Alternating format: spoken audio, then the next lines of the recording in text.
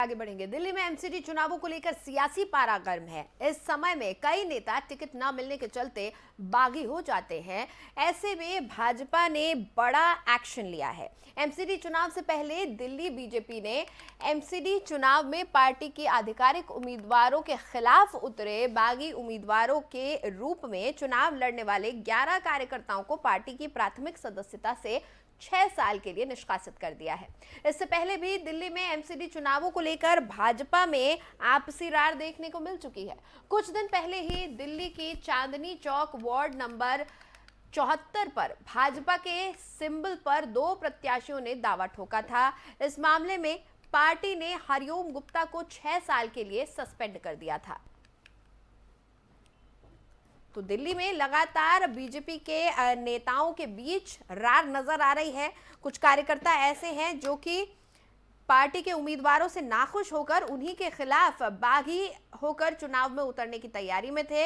ऐसे कई नेताओं को, कार्यकर्ताओं को बीजेपी ने 6 साल के लिए अपनी प्राथमिक सदस्यता से निष्कासित कर दिया गया है। 11 ऐसे बागी कार्यकर्ता हैं जिन्हें निष्कासित किया गया है। अजीत मेरे सहयोगी मेरे साथ लगातार जुड़े हुए हैं, उनसे हम बातचीत करते हैं।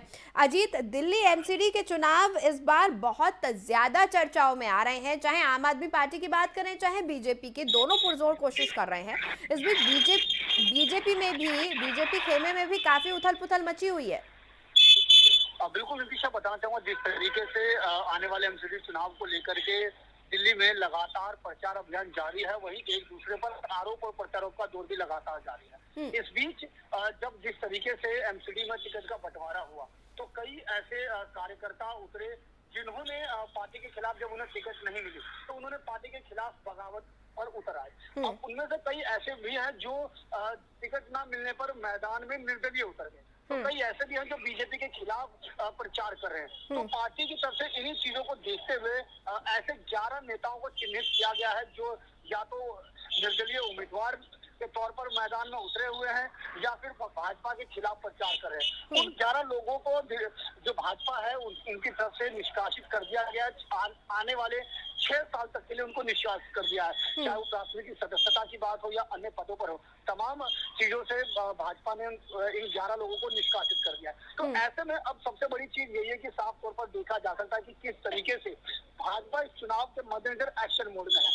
भाजपा इस चुनाव को जरा सा भी हल्के में नहीं ले रही है। इसका ताजा जो उदाहरण है वो बीते रविवार को देखने को भी मिला, जब एमसीडी चुनाव प्रचार के आगाज के दौरान तमाम नेताओं को, दिग्गज नेताओं को, चाहे वो केंद्रीय मंत्री हो या अन्य अलग अलग प्रदेश के मुख्यमंत्री हो, उनको प्रचार अभियान में उतारा गया। तो साफ तौर पर कहा जा सकता है कि भाजपा इस चुनाव को जरा भी हल्के में नहीं ले रही है और भाजपा फुल एक्शन मोड में है। अगर कोई बागी बनेगा तो उनको भाजपा बाहर का रास्ता, बिल्कुल, भाजपा हर चुनाव में पूरी ताकत झोंक देती है। भाजपा के लिए कोई भी चुनाव छोटा नहीं होता है, ये बहुत सर्वविदित है। अजीत, बीते दिनों चांदनी चौक में भी देखा गया था, चांदनी चौक के वार्ड नंबर 74 से भी ये खबर आई थी कि बीजेपी के चुनाव चिन्ह पर 2 नेताओं ने दावा ठोका था।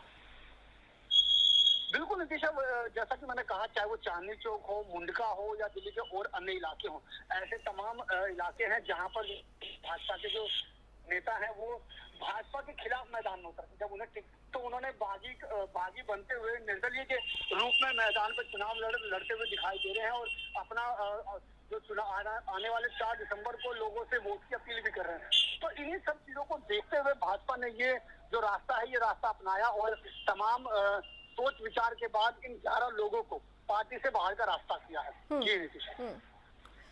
बिल्कुल अजीत, जिस तरह से हम देख रहे हैं काफी उथल पुथल इस बीच मची हुई है, लेकिन देखने वाली बात यह है कि भाजपा में इस तरह का नजारा आम नहीं है, क्योंकि भाजपा बहुत ही अनुशासित और सुव्यवस्थित मानी जाती है। लेकिन दिल्ली एमसीडी चुनाव में कुछ ज्यादा ही उथल पुथल मची हुई है बीजेपी में, दिल्ली बीजेपी में।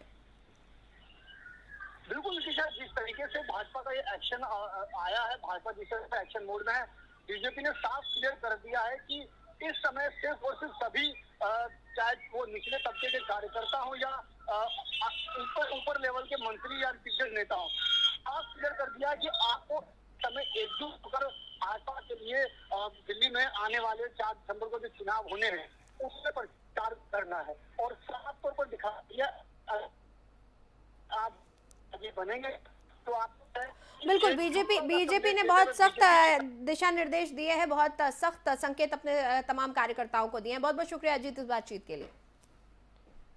तो अजीत मेरे सहयोगी बता रहे थे कि किस तरह से 11 बागी उम्मीदवारों को पार्टी से निकाल दिया गया है। 6 साल के लिए उन्हें पार्टी की प्राथमिक सदस्यता से निष्कासित कर दिया गया है।